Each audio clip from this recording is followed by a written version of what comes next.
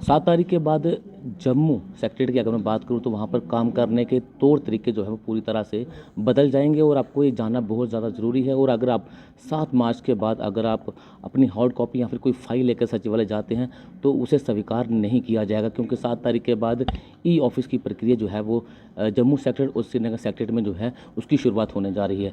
इससे क्या बदलाव होगा, इस पर बातचीत करने के लिए मेरे साथ जैसे मुदगल मैम मेरे साथ मौजूद हैं, जो कि IAS ऑफिसर भी हैं। मैम, जो 7 तारीख के बाद सचिवालय में एक नया बदलाव जो है देखने को मिलेगा, ई ऑफिस की प्रक्रिया जो है वहाँ पे शुरू होने जा रही है, कितना फ़ायदा मिलेगा इससे आम जनता को? ई ऑफिस की प्रक्रिया ऑलरेडी शुरू है। सेक्रेटेरिएट में सारे सेक्रेटरीज जो सारा काम कर रहे हैं वो ई ऑफिस के ज़रिए ही कर रहे हैं। अब उस प्रक्रिया को एक्सटेंड कर दिया है HOD लेवल पे, वो भी बहुत पहले कर दिया था। दिसंबर से ज़्यादातर HOD ऑफिसेज जो हैं वो ई ऑफिस के ज़रिए काम कर रहे हैं। हमारे रजिस्ट्रार कोऑपरेटिव यहीं बैठे हुए हैं, इनके और हमारे ऑफिस का सारा कोरिस्पॉन्डेंस और फाइलिंग का जो सिस्टम है वो भी ई ऑफिस के थ्रू ही हो रहा है।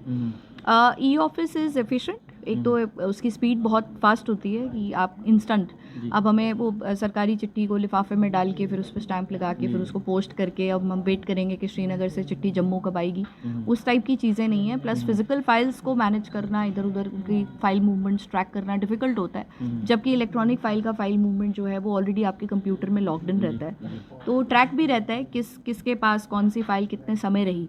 तो the whole system becomes more efficient, more accountable. उससे अकाउंटेबिलिटी भी बढ़ती है और एफिशिएंसी भी बढ़ती है। तो ज़्यादातर HODs already e office platform पे हैं, कुछ HODs अभी ई ऑफिस प्लेटफॉर्म पे नहीं है। तो लास्ट डेट इसलिए दी गई है कि उस कट ऑफ डेट के बाद कोई भी चिट्ठी जो है वो फिजिकल फॉर्म में HOD दफ्तर से सेक्रेटेरिएट ऑफिस में जो है वो एक्सेप्ट नहीं की जाएगी, ताकि जो HODs अभी तक नहीं उस लेवल पे आ पाए हैं वो भी इस इशू को प्रेसिपिटेट करके तुरंत ई ऑफिस पे स्विच ओवर कर लें। मैम, 7 तारीख की आखिरी तारीख जो है वो बताएगी, क्या जनता को अवेयर कर दिया गया कि 7 तारीख के बाद आपकी कोई भी हार्ड कॉपी जो है वो रिसीव नहीं की जाएगी? नहीं, देखिए, जनता की हार्ड कॉपी तो हमेशा रिसीव की जाएगी। ऐसा नहीं है कि जनता कोई हार्ड कॉपी देगी तो लेने से कोई मना कर देगा। HODs को ये कहा गया है कि आपकी तरफ से कोई हार्ड कॉपी जो फॉरवर्ड की जाएगी वो नहीं ली जाएगी। अगर एज अ सिटीजन आप इन्हें एक रिप्रेजेंटेशन देते हैं फिजिकल फॉर्मेट में, my HOD has to convert it into an E format, make it into an E file and send it to me. So जनता तो जैसे कम्युनिकेट करना चाहे बहुत अच्छा है, लेकिन जनता को ये अपील हम आपके ज़रिए कर सकते हैं कि अगर आप लोग मेल्स के थ्रू और ई ऑफिस के थ्रू अगर अपनी जो है शिकायतें दर्ज कराएंगे, जो गवर्नमेंट के जो पोर्टल्स हैं उनके थ्रू अपनी कोई रिक्वेस्ट को दर्ज कराएंगे, और जितने भी डिपार्टमेंट्स के एप्स डेवलप किए गए हैं रजिस्ट्रेशन सर्टिफिकेट के लिए, जैसे हमारे डिपार्टमेंट ने सोसाइटी के रजिस्ट्रेशंस के प्रोसेस को ई प्रोसेस में कन्वर्ट कर दिया है। तो जनता से ये अपील है कि ज़्यादा से ज़्यादा लोग इस ई प्रोसेस के साथ जुड़ें, ताकि धीरे धीरे टेक्नोलॉजी का पर्कुलेशन जो है वो लोएस्ट लेवल तक आ जाए और आपकी चिट्ठियों की प्रोसेसिंग और ट्रैकिंग जो है वो फास्ट रहे, एफिशिएंट रहे और अकाउंटेबल। मैम, यही जनता का यही सवाल था, क्योंकि कन्फ्यूजन थी बहुत ज़्यादा जनता के बीच में कि क्या उनकी भी हार्ड कॉपी को रिसीव किया जाएगा या नहीं, ये आपने स्पष्ट कर दिया नहीं, कि लेकिन जिन ऐप्स पे सिर्फ ऑनलाइन ही फैसिलिटीज़ जिन डिपार्टमेंट्स की अवेलेबल है, वहाँ पे जैसे कि म्यूनसिपैलिटी की कुछ ऐसी प्रोसेसिंग है जो सिर्फ ई पे हो सकती है, कुछ ऐसे सर्टिफिकेट्स हैं, बर्थ सर्टिफिकेट्स हैं, डेथ सर्टिफिकेट्स हैं, उनका एक प्रॉपर सॉफ्टवेयर डेवलप किया गया है, उन सर्विसेज को ई प्लेटफॉर्म पे डाल दिया गया है।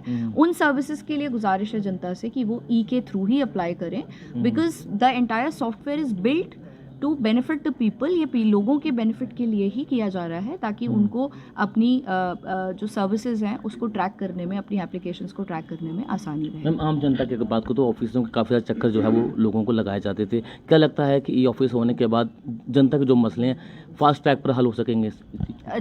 जनता के मसले हमेशा से फास्ट ट्रैक पे हल होते आए हैं। अगर वो दफ्तर में आते हैं तो officers and government always welcome them, ऐसा नहीं है।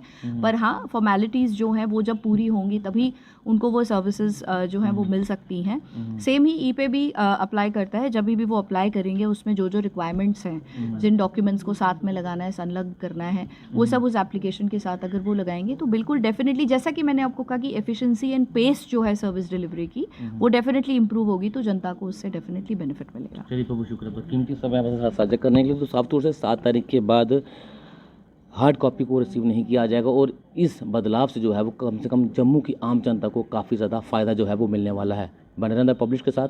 धन्यवाद।